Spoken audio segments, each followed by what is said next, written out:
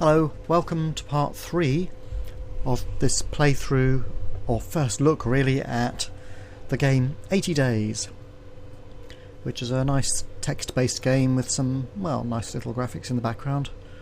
And I'm trying to get around the world in 80 days in a steampunk version of Jules Verne's Around the World in 80 Days, this game. So I'll just carry on from where I was in part 2. I don't remember which option I chose, but it was probably this one. I'm afraid I'm doing it in dodgy accents because I'm playing Passepartout, who is the master's valet, and Passepartout is French, so I do it in a dodgy French accent for him. I did not try to dissuade her of it. I suspected it was more than likely true.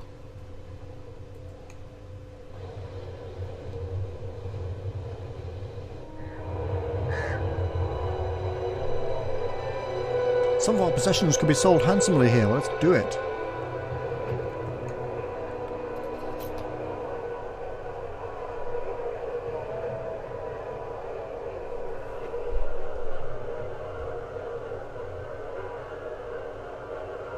What possessions could be sold handsomely here?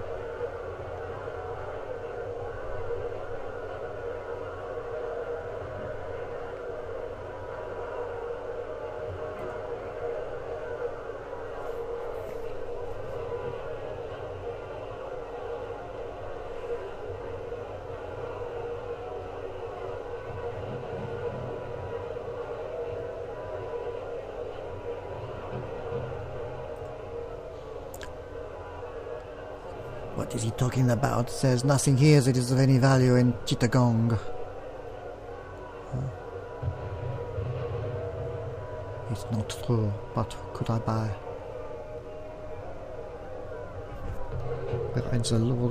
What is this noise? It sounds...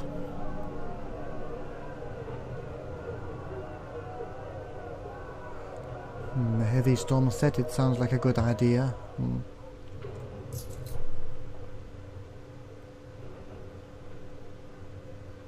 Rest on occupation.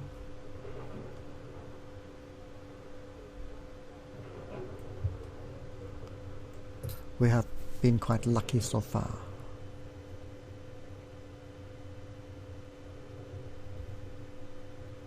I want to go to Hong Kong and Manila, probably.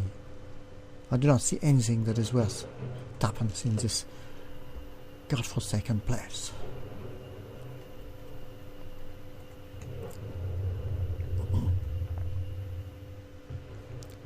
Chittagong had been under British control for over 100 years, but still I felt the hostility of the Bengalis as they fetched our bags, served us tea, and smiled. Monsieur Fogg ignored their ill temper magnanimously, a tactic that was almost universally adopted amongst the colonial administrators, traders, and officers of the city. It was an odd sensation to be hated so impersonally. So I took pains to be courteous to the natives of the city, but it had little effect on the tamped-down rage nestled in the corners of their mouths. More prosaically, we had been instructed to visit the visa office. So I hired a mechanical palanquin, and I was quite happily enjoying the tour when a thundering explosion rocked the city to the west. The streets flooded with soldiers and citizens, roiling in an uneasy mass.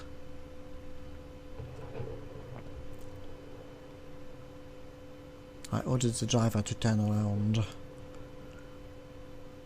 not wanting to become involved in whatever disaster was brewing.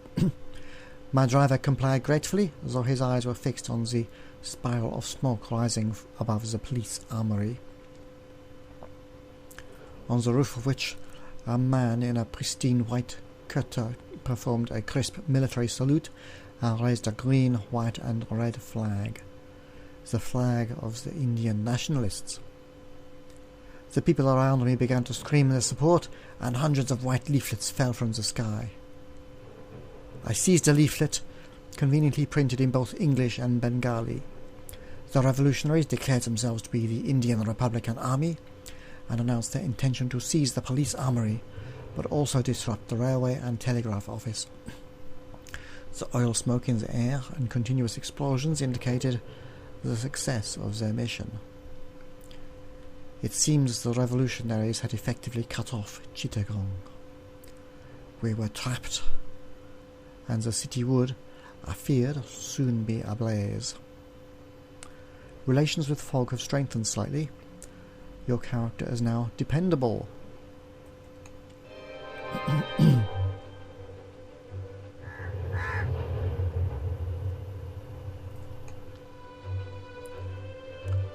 I think we should just go. What the hell, yes?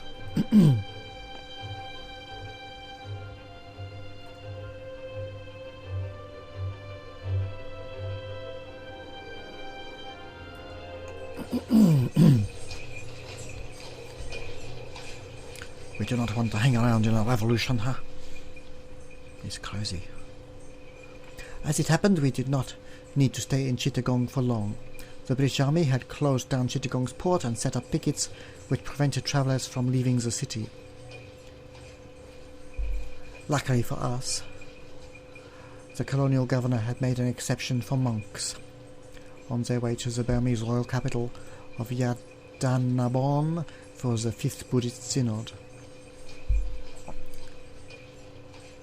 An admirably self-serving decision, given the uprising. Interfering with the peaceful monks' religious practice would only inflame the unrest further, and perhaps even push tense British relations with the Kingdom of Burma into yet another war. Uncharacteristically, it was my master rather than I who had convinced the monks to grant us passage with them. I confess myself surprised by the magnificence of their transport, a small fleet of carriages drawn by pairs of gilded leogriffs, chintes, which belched steam from their jaws. I glanced at my master as we settled into our seats. "We will travel in style," I remarked. A dry laugh interrupted whatever response Monsieur Fogg was about to make, as a Burmese monk of middle years climbed in.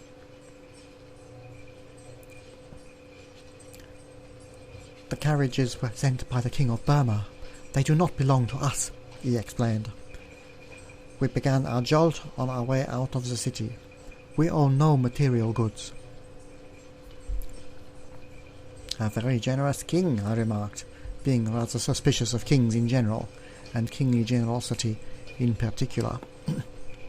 "He is," the monk agreed affably, and then settled into meditative silence. And so, with such conversation, we left the burning town of Chittagong behind us.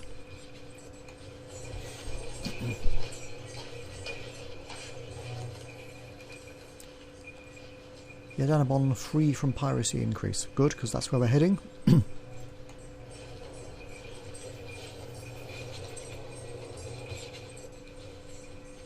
The monks in our carriage began to chant in Sanskrit as the sun moved across the sky.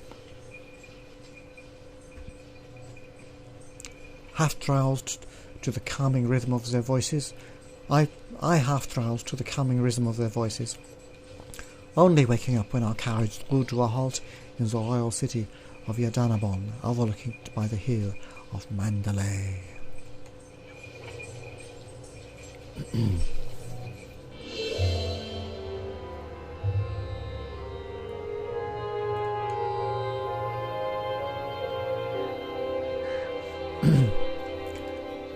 Yadanabon was thronged with Buddhist monks and believers who had flooded the city to attend the 5th Buddhist Synod.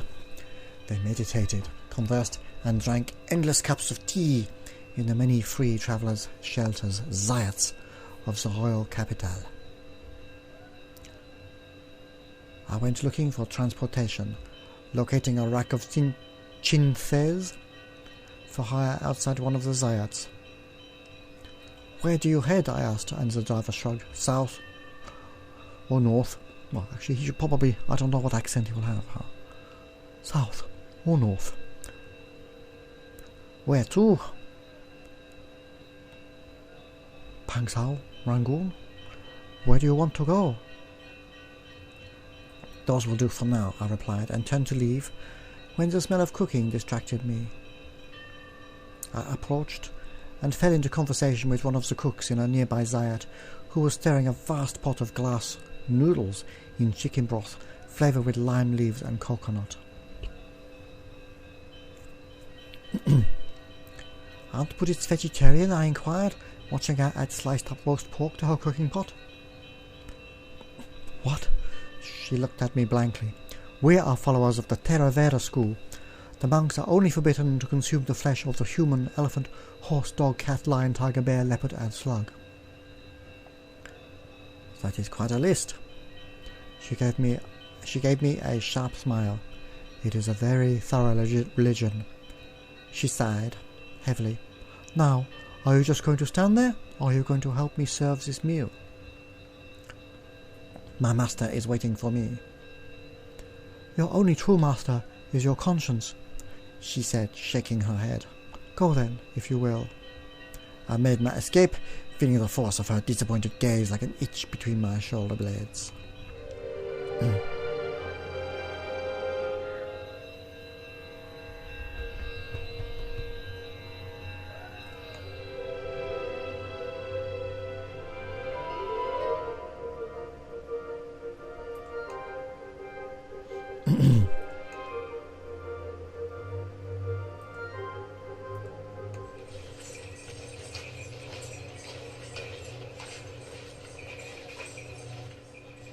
We hired the Chinti driver to take us into Rangoon.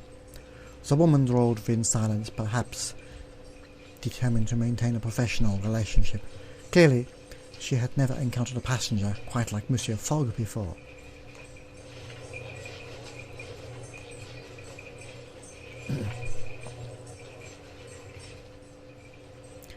We arrived without incident into Rangoon as the sun was setting.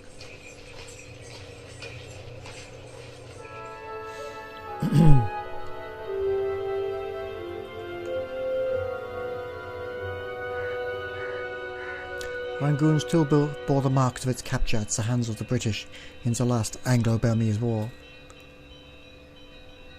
so I intended to make as much as I could of my French accent while I was here, but even such a course could not save me. I had taken a mere 2 steps from the veranda of our lodgings when an enormous shadow darkened the street. There was a grinding shriek and hot breath, and then I was seized in a great iron claw. A claw? In all my travels I had not expected such treatment. The ground fell away in a dizzying rush. The automaton was not flying precisely, but rather leaping with a powerful bunching of hydraulics and gears. With 3 powerful jumps the creature scaled a nearby temple and deposited me at the very top of the pagoda. I am not British, I insisted with my eyes shut, hoping that my vowels would save me. I know, replied the automaton that had me captive.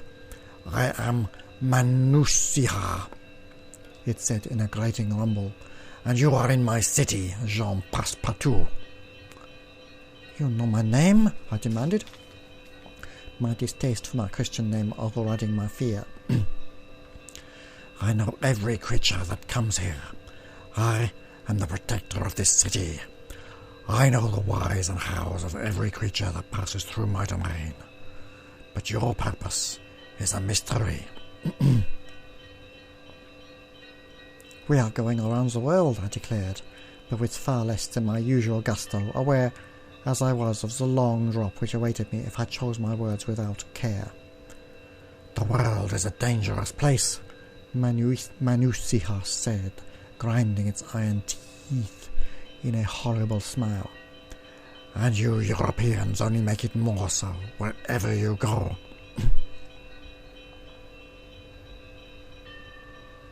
You are a watchdog of the king, I suggested, like the Chinthi who sits in front of the temple. Manusia shook his blank human face from side to side in a clatter of rubies. I am an imperial advisor to King Pagan, and no simple collection of gears and levers. I could scarcely believe Manusiha's calm philosophical discourse. But I insisted. Who made you? Manusiha sighed a hot gust. Got to get the voices right here. I was once a royal child's toy, a man-eating lion with cushion teeth and emerald eyes. But there was some spark in my shard which allowed me to build, to create myself. I cannibalized the other toys in the imperial nursery. I bit and soldered and scratched myself into being. You are your own creator, I breathed, in horror. Wonder? I do not rightly know. I have only just begun. Manusiha seemed to preen every inch a feral lion wrapped around a combustion engine. Enjoy my city, John Passepartout. But when you leave, you will go to Pangso Pass. But there is no route that way. There will be. It seized me in its warm paw once more and leapt to the street in one heart-stopping bound. By the time I had finished shaking, Manusiha was gone, his last ambiguous words echoing in my head. I wondered how much of the Kingdom of Burma's recent change of fortune could be ascribed to the protector of Rangoon. I wondered whether the people of Burma would one day proclaim themselves subjects of an automaton king. I wondered if he would truly be worse than a monarch of flesh and blood. I wondered many other things, best left unvoiced.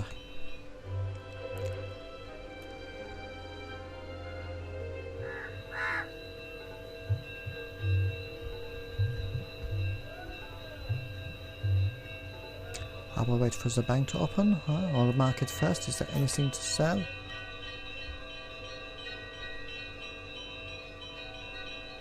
No.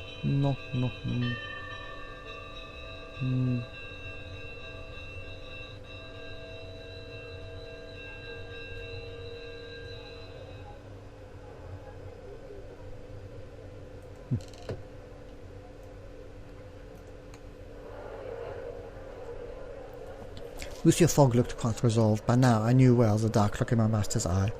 "To the bank," he declared. I regarded the manager of the bank, relocated, a posh, genteel gentleman who greeted us with cool glee. "You want to withdraw funds?" we were told. "It may take a short time."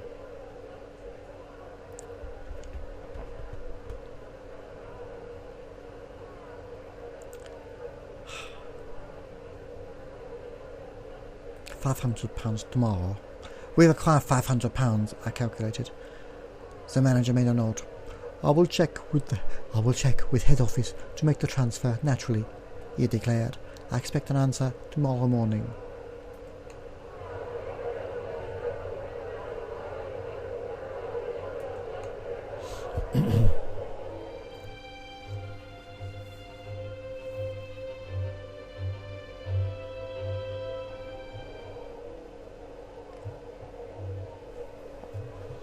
I went out to explore the streets of Rangoon during the hot midday sun like a fool, but could not shake the strange, prickling sensation of being watched.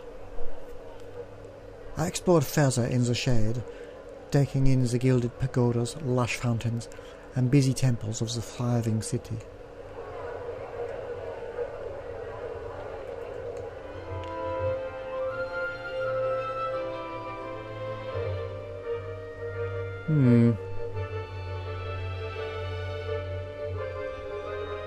Very well.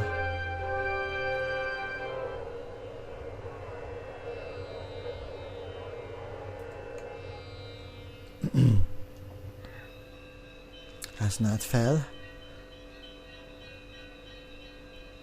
I spent a few hours polishing shoes in the lobby, earning £44 in fees and tips. Depart. We are going to go to Pangso Pass, as the creature said.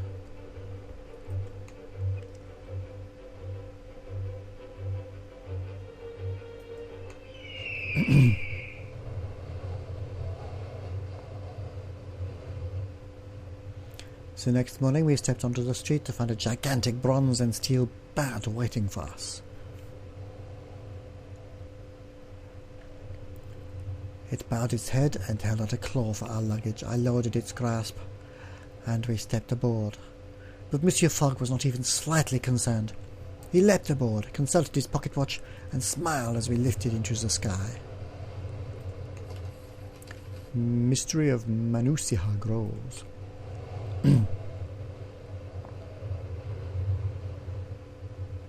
The flight was, in fact, glorious. We swept over mountains, deep ravines, tiny villages, and deep jungle. It was the wildest, deepest country I had yet seen, and we soared above it as though it were a painting, and we its audience. Even Monsieur Fogg was enjoying himself.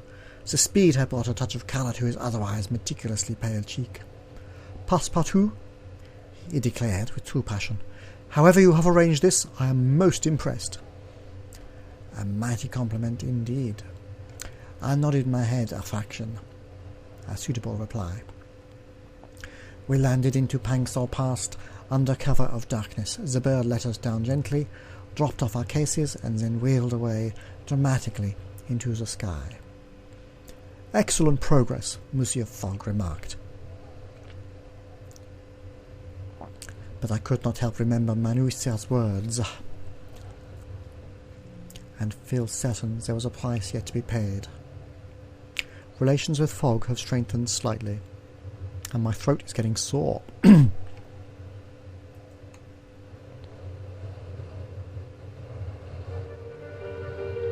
Did we forget to go to the bank? Yes, we did. Oh, rats!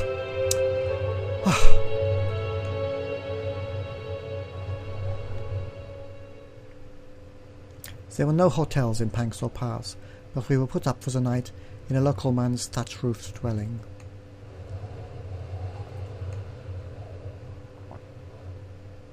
There was a mood of grim celebration when we arrived at Pangsor Pass. A man by the name of Captain Chalmers had captured Surya, a notorious Indian revolutionary responsible for some of the recent disturbances in Chittagong. "Would you like to come with me to interrogate the man?" Captain Chalmers asked genially. "I cannot trust the natives to guard my back."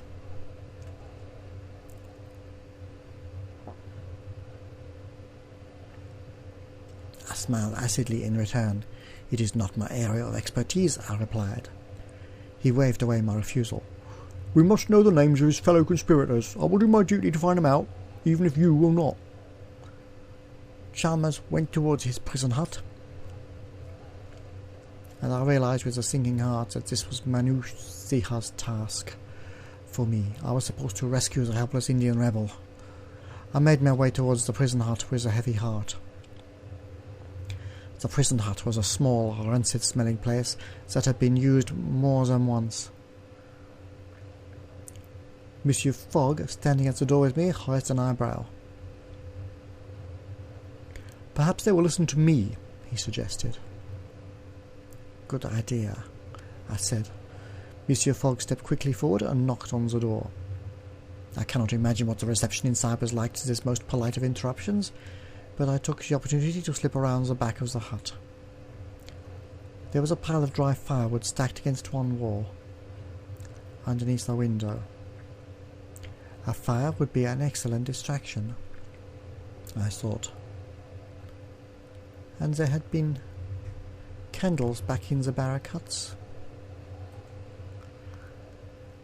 And there had been lit candles back in the barrack huts, a short walk from the prison. I hurried away, trusting that my master would delay things even if he could not resolve them. I feel there's some continuity breach here. I don't remember Manusiha's task, and I don't remember seeing any candles, but anyway.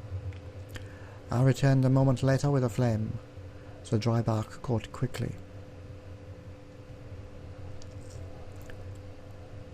I hurried back behind another hut. The fire caught quickly and spread to the roof of the hut. The effect was immediate. The captain leapt into action, leaving the hut door wide open. We hung back a moment until the captain was out of sight, calling for water and buckets, and then we slipped inside. Surya's bonds were cut in a moment using a knife which was, fortuitously, lying there as though just for the purpose. Monsieur Fogg helped Surya to his feet, and while I waited in the doorway, keeping watch, then we were away, limping down the hillside to collapse breathless beside an outcrop of rock. Surya's eyes were dimmed, his breathing hoarse. "I thank you, whoever you are," he gasped. "You will be saved, I promise it."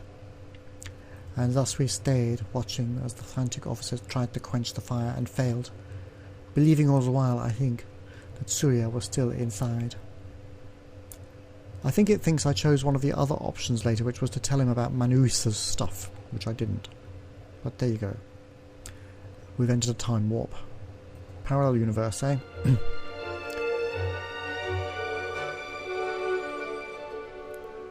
I can go to Beijing. I guess that's my only option. There's no bank here. Let's get going.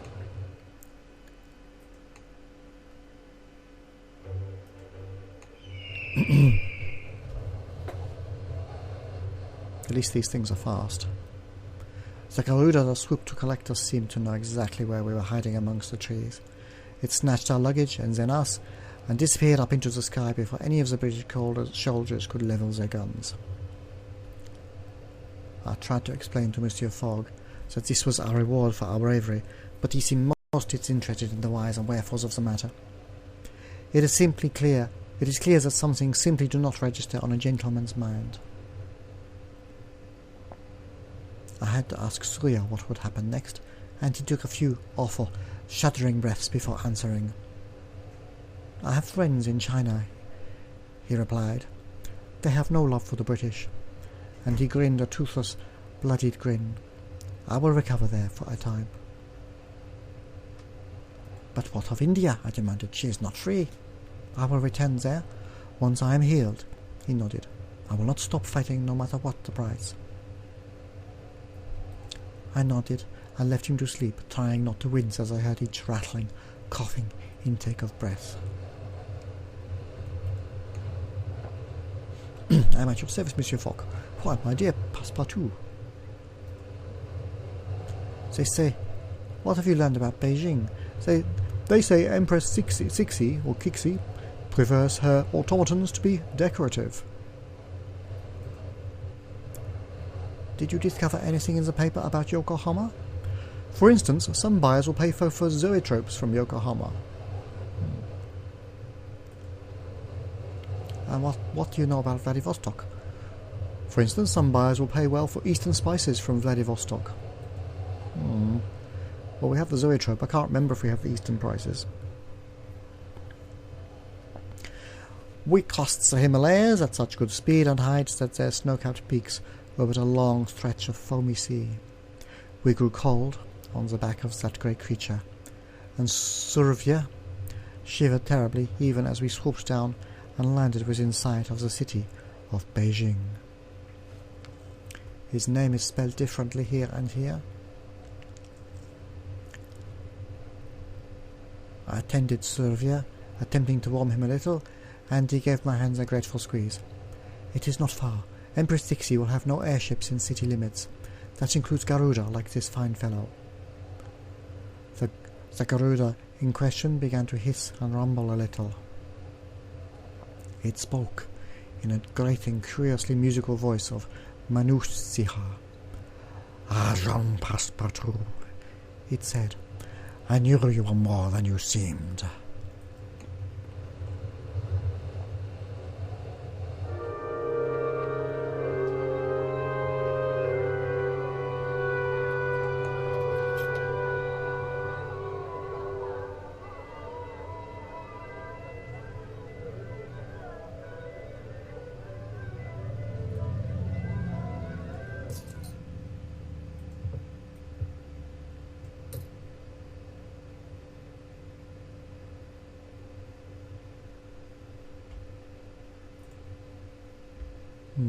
I don't have an American set.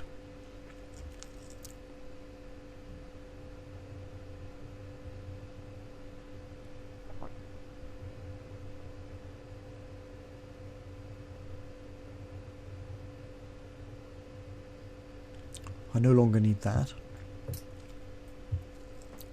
Indian timetable, no use.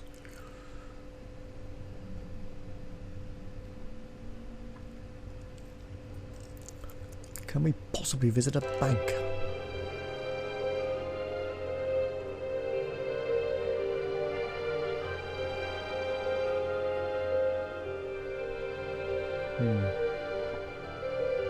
Looks like we're not going via Manila either.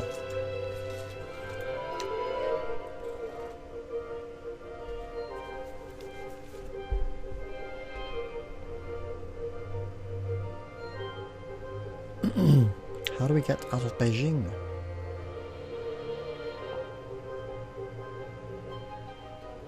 We need to go to Vladivostok. Oh, Vladivostok.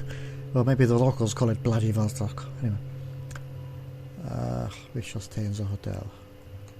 But the bank does not open until Monday. There were no airships sailing across the Beijing sky, nor any evidence of electrification.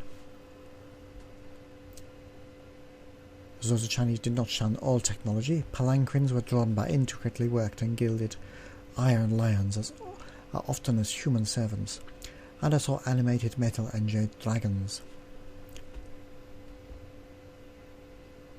perched on the gables of interior buildings, breathing curls of steam vapour and flapping their enamel feather wings.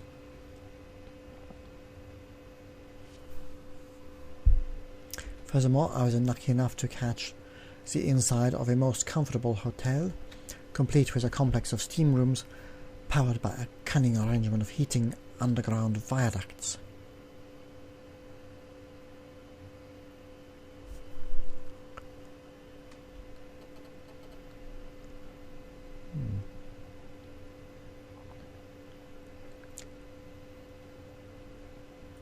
Where all the heat originated was a puzzle. Perhaps it was the dragons.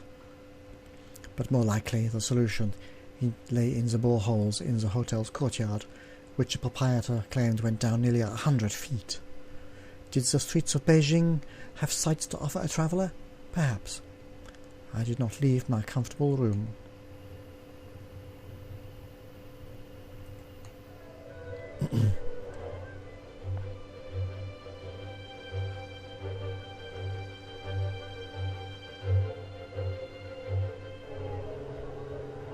There was a route to Vladivostok there. I took a few hours to explore, learning possibilities for how we might go forth. We might as well depart. Oh.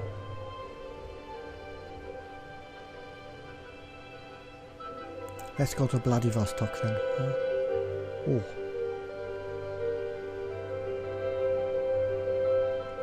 Or we could go to Hong Kong and then to Yokohama.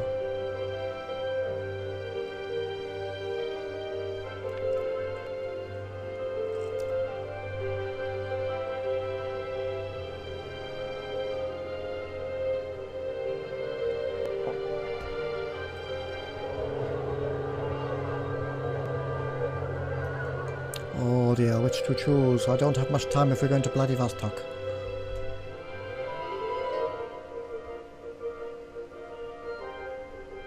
It's Monday. It's tomorrow.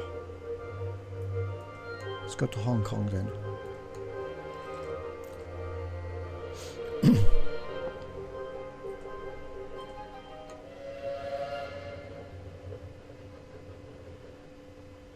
We boarded the Beijing Express for the next leg of the journey, through China to Hong Kong.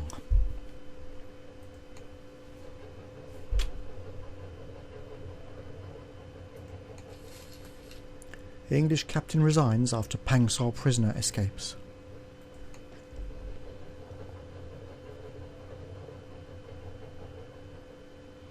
From Beijing to Hong Kong was another 1,000 miles, but the train line took a clever route that avoided the most of the large towns entirely, running without stopping by the shortest route possible. I passed the time eavesdropping, hoping to gather information for our next leg, and I discovered from a cheerful Siamese woman that a notorious jewel thief plied the waters between Singapore and Batavia in a boat called the Spicy Jake. Evening turned to night, and the train did not stop or slow.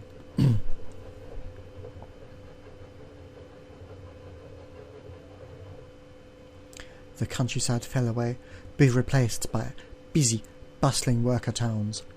Large industrial plants belched steam into the air, and mechanical contraptions stalked the warehouses. I watched with fascination as the countryside turned to the beginnings of an urban sprawl. This would be a city of dirt and filth, and yes, excitement.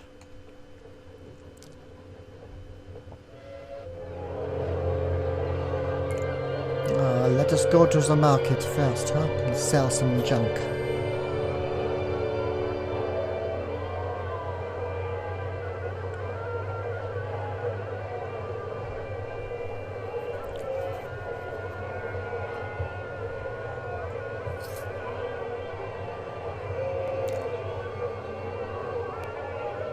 Here, yeah. Yes.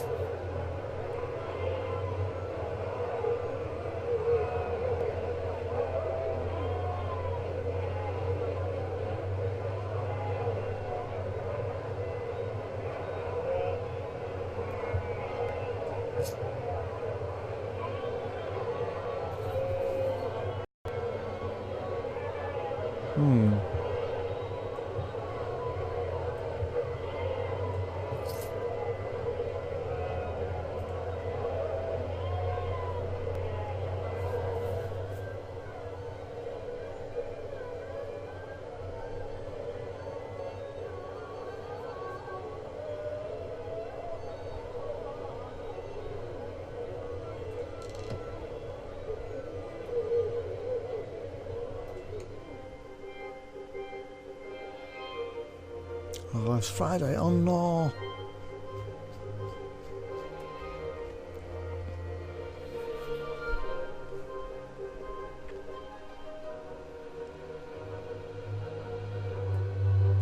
That is terrible.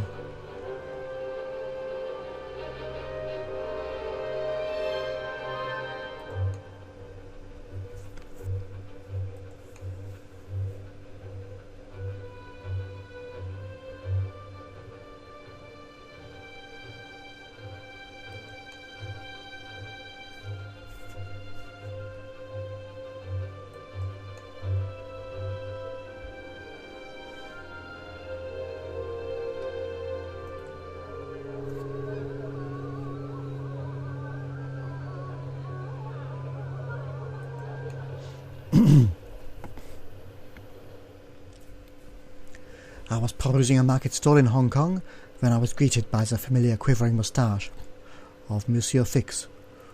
"What are you doing here of all places, monsieur?" "Oh, what are you doing here of all places, monsieur?" I exclaimed. He offered me a drink, and given that I had a few hours to spare, I could not in good conscience refuse. He led me into a dingy basement where a sour-faced Chinese woman presided over several tables, and a few couches with men and women, mostly Europeans, in various states of lolling intoxication. "This is an opium den, I exclaimed uneasily. "The gin is good," he told me, and ordered us a bottle to prove his claim. It was thin and sharp, but not wholly distasteful. We chatted amiably for a time, though I noted he kept my glass full and not his own. "Listen," he said abruptly. "I am a police detective sent from the London office." "You a detective?" I could not hide my incredulity, but he presented me with his commission, which seemed in all respects genuine and correct. "You have been duped," he resumed. "Mr. Fogg's wager is a pretext. Last September, a robbery of £55,000 was committed at the Bank of England by a person whose description answers exactly to that of Mr. Phileas Fogg."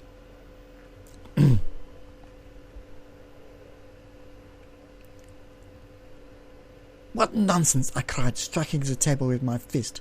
"My master is the most honourable of men." "You know scarcely anything of your master," Fix ground on. "You went into his service the day he departed on his so-called wager, carrying little but a large quantity of banknotes."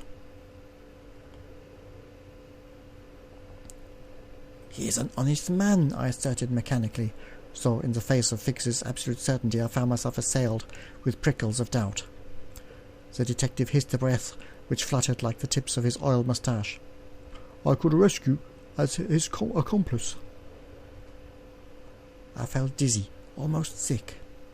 Fix pressed a pipe into my hand, and I unthinkingly lifted it to my mouth. As my head began to swell and spin, my fingers shook. The pipe was in my mouth before I realized what I was doing, so sweet smoke percolated through my lungs, and my head felt heavy. "Opium!" I breathed in accusation. The last thing I remember is the blurred and wavering outline of Fix's self-satisfied face as I fell upon the table.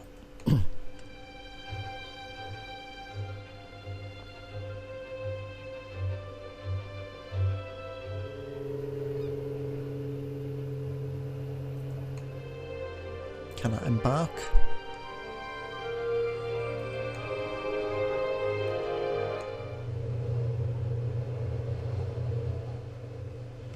I walk in a small dark cabin with the familiar hum of an airship motor underneath me. As for my head, it was attached to my body, and that was the best that could be said of the situation. I was late for my master's shave. I sat upright with unfortunate precipitousness and let forth a piteous moan. Fogg splits from valet. Is this the end?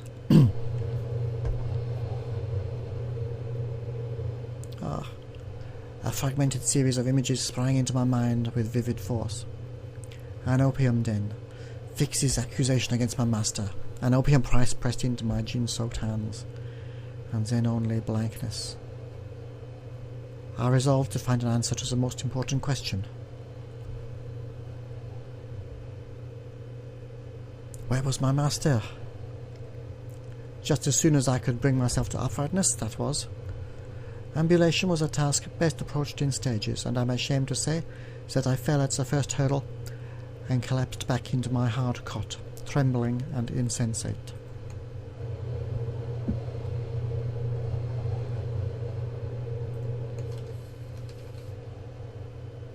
International jewel thief, the Black Rose, Fox's French police.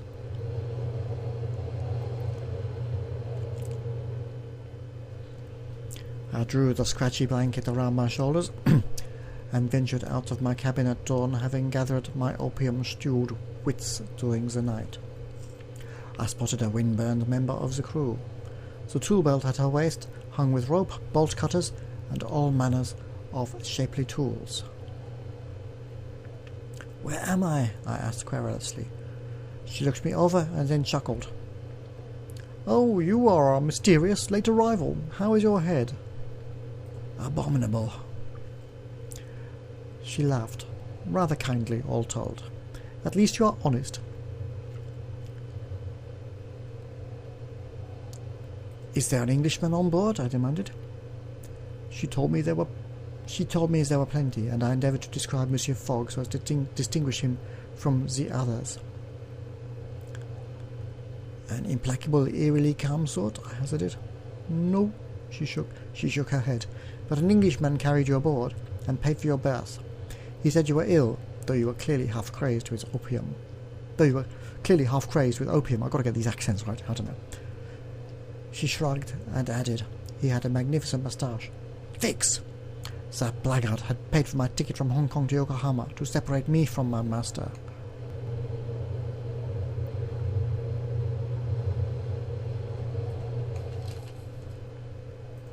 Yokohama free from refugees. Today I apprehended the cold truth of my situation. I would arrive in Yokohama the following morning without a penny to my name or even a change of clothes, and no notion of my master's whereabouts. I could only rely on myself, for who knew when Monsieur Fogg would find me? He was a very practical sort of gentleman, and could very well choose to pursue the winning of his wager of the searching out of an errant servant. Still, I made full use of that salopard Fix's ticket, and attacked the buffet with the gusto of a man who was not sure where his next meal would come from, for indeed I was not.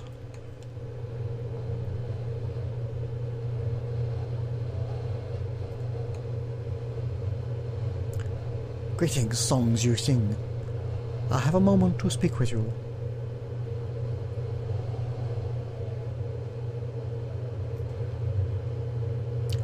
I hear there is a travelling circus in Yokohama.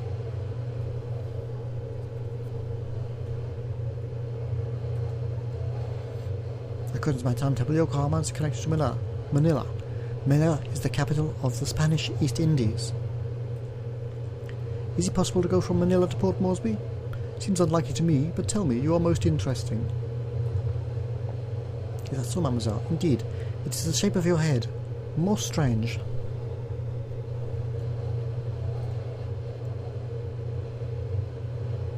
Do tell me more about Yokohama. That is beyond my remit, monsieur. We have a timetable for routes from Yokohama to San Francisco. I'm told you can buy revolvers in San Francisco, extremely valuable in New Orleans. Do tell me more about New Orleans. Did you know you can obtain trombones in New Orleans that will sell for a fortune in New York?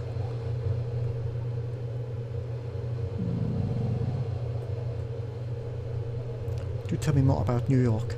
I hear that some buyers will pay well for hunting rifles from New York. But how do I find Monsieur Fogg? Ah, sacre bleu. We tethered in Yokohama in the early afternoon. I greeted the waterfront apprehensively, my eye passing lightly over the slope-roofed buildings, carriages, and bare cherry trees. I straightened my cuffs and brushed from the front of my shirt any lint that had dared to accumulate. I had been in far worse circumstances than these. With that thought, I stepped foot onto Japanese soil.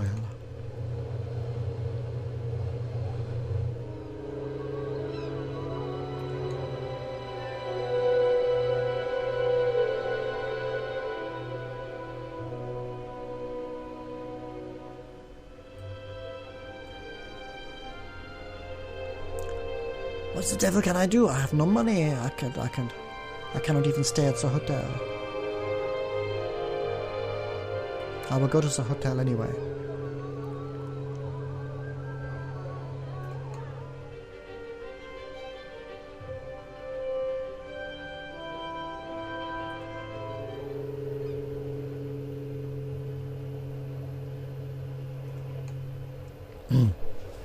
How do I stay there with no money? A hotelier took pity on me and gave me a bed.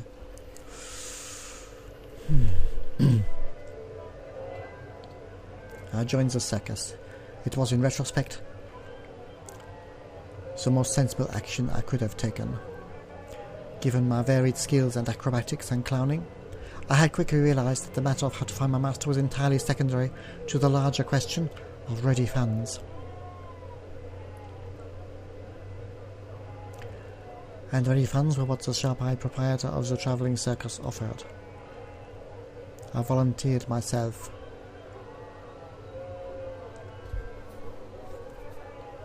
To lend my shoulders to the human pyramid, hardly a dangerous or complex task, requiring only steadfastness and a certain disregard for having your ear trodden on by accident. Both were qualities I possessed in abundance.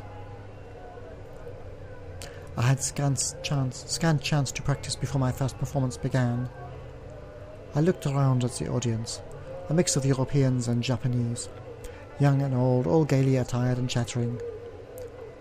There were, rather, a lot of them. Our first pyramid was a small one, with only 3 levels. We added another row every so often, and I began to sweat under my mask. I did not twitch a muscle, even under the glaring lights, though I began to rather resent the fellow whose right foot was atop my left shoulder. The balls of his feet seemed unnaturally sharp, almost maliciously so. We were about to do our final trick, where one of the aerialists caught the acrobat at the top of our pyramid and whisked him into the flying trapeze. I glanced at the audience and saw none other than my master, Monsieur Fogg, sitting amongst the patrons, cool as you like. I launched myself towards my master with a cry of surprise, causing the rather untidy collapse of the human pyramid and a flurry of sequined costumes and curses. Heedless, I ran to my master, who was looking particularly unperturbed by the disturbance I was causing.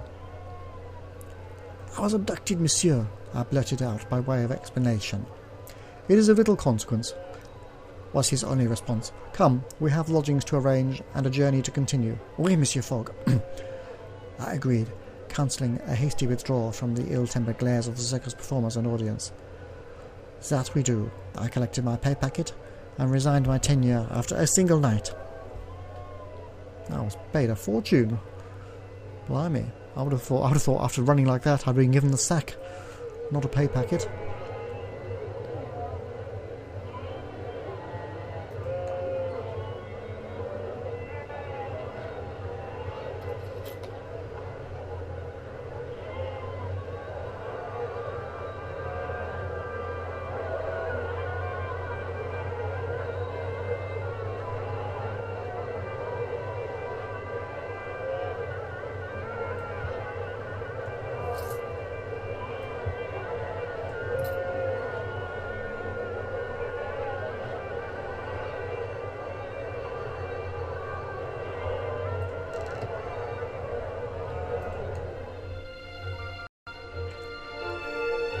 Go straight to San Francisco. Oh, £4,000. Whoa. Not feasible. I have to go to Manila then.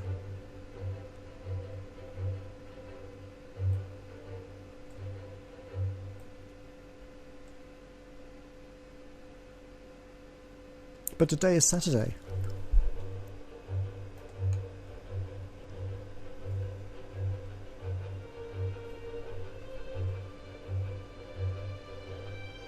Arrives Monday.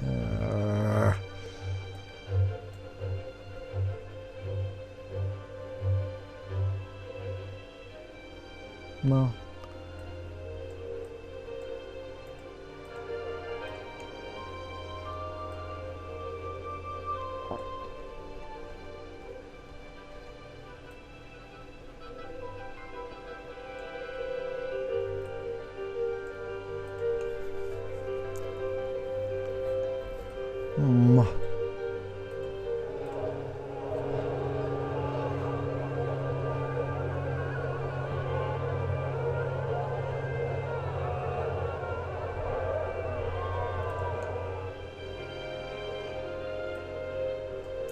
There's no little point in going to Manila when the fare from Manila anyway costs, I think, 4,000.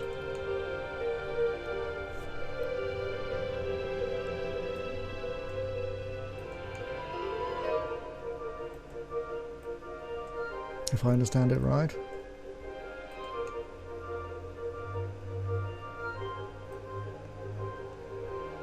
There is a bank in Yokohama which opens on Monday. Departs when?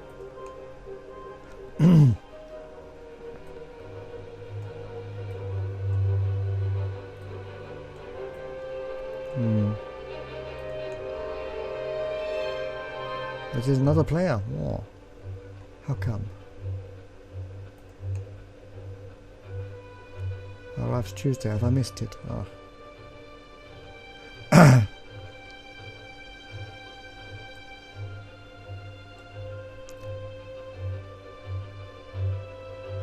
No, it departs from Manila tomorrow. Arrives Tuesday, so I cannot go to the bank. Ooh, what to do? What to do?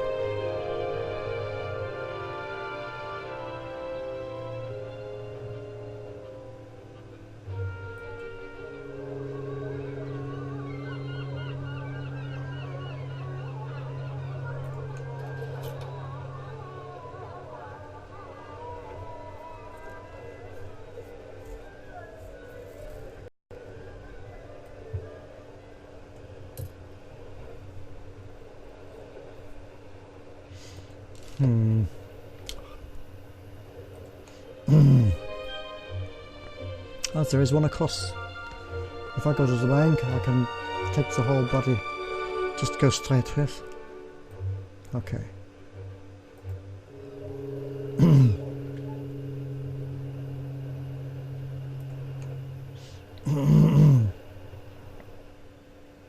Before going to bed, I made certain to repack and iron everything. I ran a few errands for the hotelier, earning £92 in fees and tips, as well as discovering from her that you could pick up magnifying glasses in Pyongyang you can sell for profit in Singapore. Most intriguing. My funds have gone up by a fair amount. I need another couple of thousand. I'll probably have to wait a couple of days in Yokohama. Oh.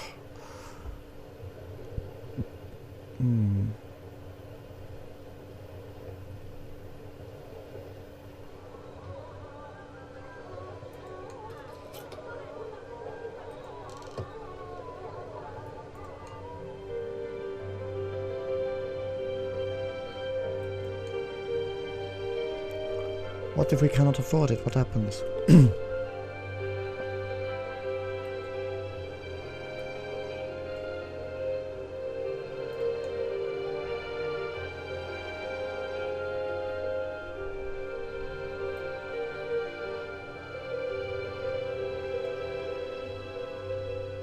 Let's go. There may be a bank in Manila anywhere, and we can also get across the Atlantic or the Pacific. The Sugawara was an Imperial Japanese steamship designed by French engineers and crewed by naval conscripts drawn from all four occupations. Captain Hirosue bowed slightly in greeting, and I gave her a bow of the same depth. "Welcome aboard," she told us, as the crew raced about readying the ship for departure. "With God's grace, we will have a swift journey."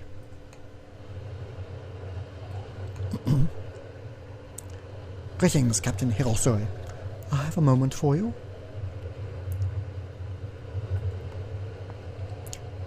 "I have the times for a journey from Manila to Honolulu in this pamphlet. Speaking of airships, I understand New York is linked to Reykjavik aboard the Ice Wind, but the fare is well beyond most travellers."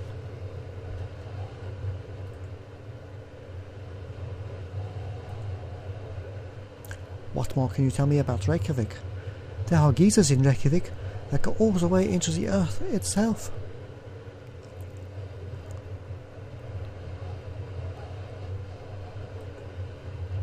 "Is it possible to go from Reykjavik to Snowdon?" "Look, there is neither bank nor market in Snowdon. Now, anyway, are you close with your family?"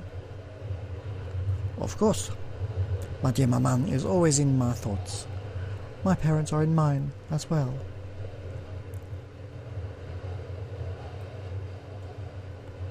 "Do tell me more about Honolulu."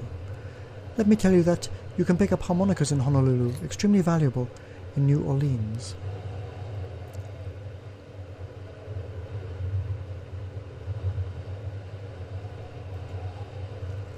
"It says in my timetable one can travel from Honolulu to Panama City.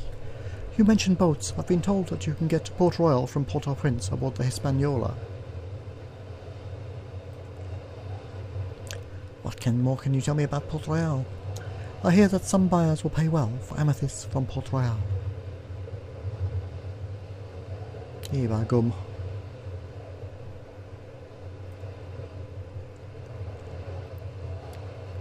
"Is it possible to go from Port Royal to Port-au-Prince?" "I don't know, but the last bank in Port-au-Prince has closed."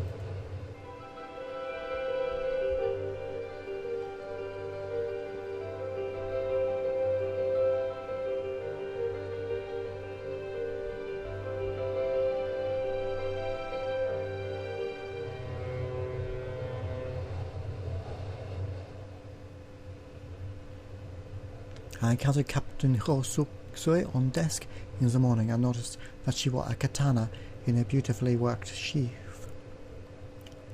"Are you a samurai?" I asked eagerly, for I too had been taken with the recent Parisian fashion for Japonism. Captain Hirosuke ducked her head a little. "It is not a military-issue gunto," she admitted. "It has personal value to me." I made a sound of encouragement, but she did not take the cue to continue. "Ah well, there will be time enough to get to know the captain better on our journey to Manila."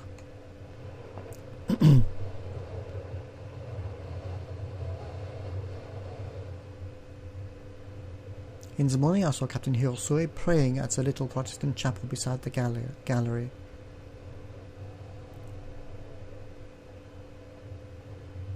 "What did you pray for, Captain?" I asked. "I pray for the health and the long life of Emperor Meiji," she said, so fervently that the commonplace words rang with truth. "He looks to the west, and thus towards progress." I considered her words. "But what of your own traditions?" Her hand closed over the hilt of her katana. 5 years ago, it was illegal for a peasant or a woman to wear a sword. Now, Emperor Meiji has given me a warship.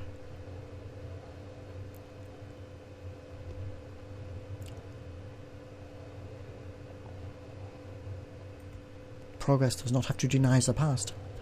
Captain Hirosue laughed. Eastern morals, Western technology. She shook her head. You sound like my father and uncles. They are samurai, and men of the family. The men of my family are all samurai. They must be very proud of you. No. Captain Hirosue closed her eyes. My father is still loyal to his daimyo and fights against the emperor. Your father does not believe in progress? The captain gave me a tired smile. The emperor has reduced the samurai's privileges and cut their wages.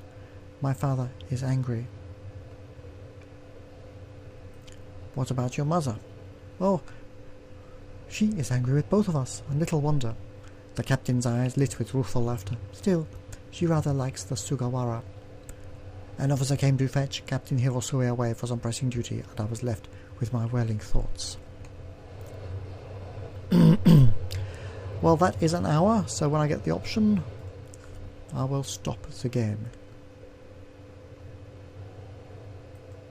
Hey. That's it for part 3. I'll see you in part 4, where we arrive at Manila.